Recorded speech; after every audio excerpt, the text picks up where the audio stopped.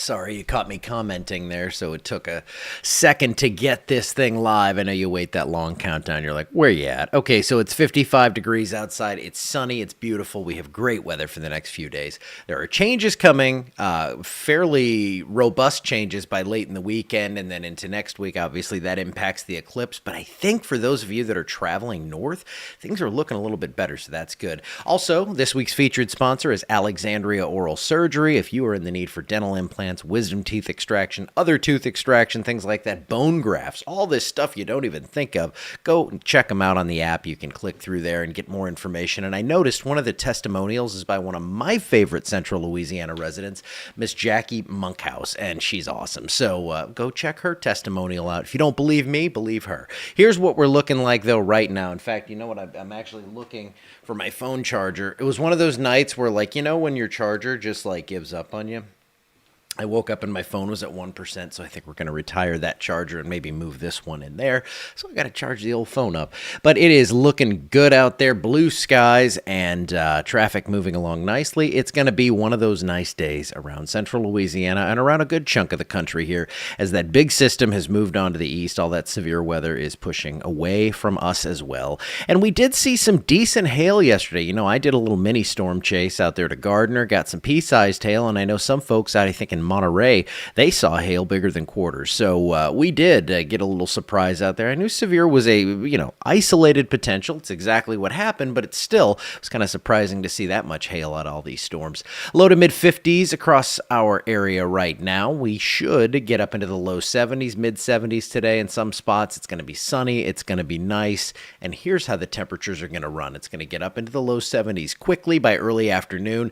We'll stay there for a few hours and then come on down tonight because we have clear skies. We have that high pressure moving by, and we're going to see lows in the low to mid 40s. Now, we're safely above freezing. Don't worry about that, but it is going to be chilly out there. Now, let's get into the big stuff here. First off, I'm going to take you through just your regular GFS model here to give us an idea. Again, this is not specifics. That's what I'm here for as best I can this far out. But first off, very cold up north. This upper level system producing some April snow down toward even maybe, I don't know, Mom, is it snowing? It looks like it's going to be close. Some snow showers later today up in the Great Lakes, down as far south perhaps as parts of Missouri. So we put this into motion. That gets on out of here. Big, powerful upper system. Then you see the clouds start to build back in. By Sunday, I think we could see some scattered showers, maybe a couple of thunderstorms in the area. But the big stuff is going to hold on. Now, this is the GFS model, which has been the most angry about cloud cover. I'm actually now planning on going to St. Louis on Sunday to see family for a little bit. I'm going to go see the brothers down there in Lake of the Ozarks, then go up to St. Louis. And then when I come down, I think I might actually be in a pretty prime spot to see the eclipse on the way home. So that's the hope, and I can at least live stream it, something like that, show you what's going on. I'm not sure how the actual sun would look on that, but I can show you how dim it is or something like that. But rain showers down here. So if you'd planned on, you're a teacher and you're going to take the class outside and do the thing where you can see like the little crescents and stuff through the tree leaves or something, it's just not looking good down here. But this model, again, the most pessimistic for cloud cover. I'll take you through a couple other options here in a bit. Actually, one other option. But rain showers and thunderstorms become the big story. So it's quite possible that I'm going to go from chasing an eclipse to chasing storms on my way home. What a perfect day that'll be. Thunderstorms are likely across our area, and I would be chasing them to the north on Monday, so the severe threat would not be here quite yet. I'll show you where it'll be.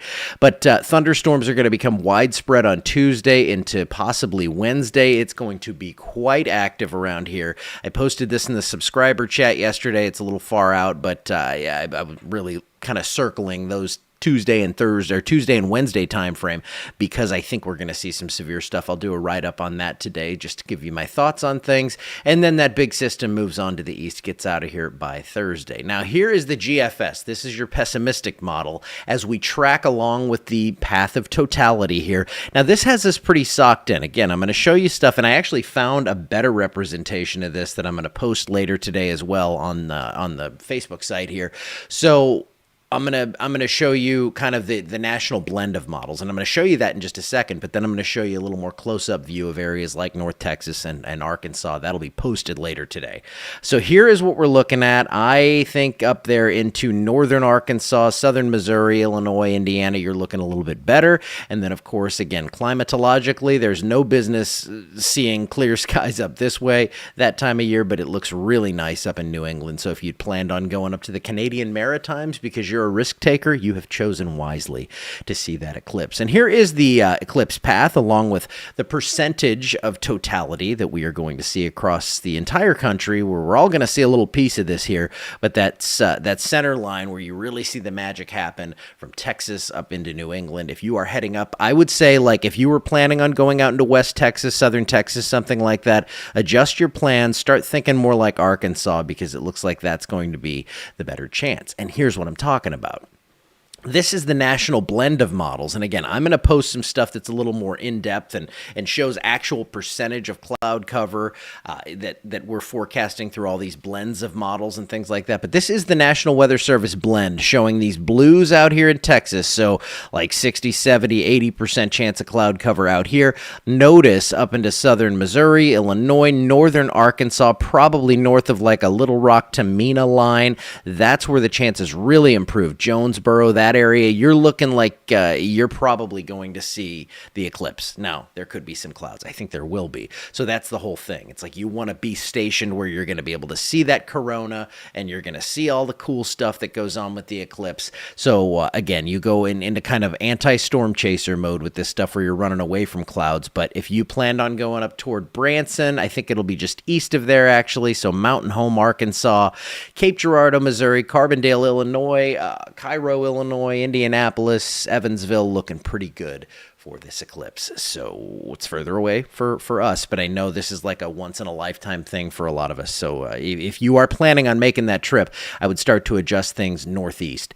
And here's why. There's not only a threat for clouds on Monday, this is the severe risk. So Shreveport over through Dallas, you're actually looking at a risk for severe weather as opposed to good eclipse viewing.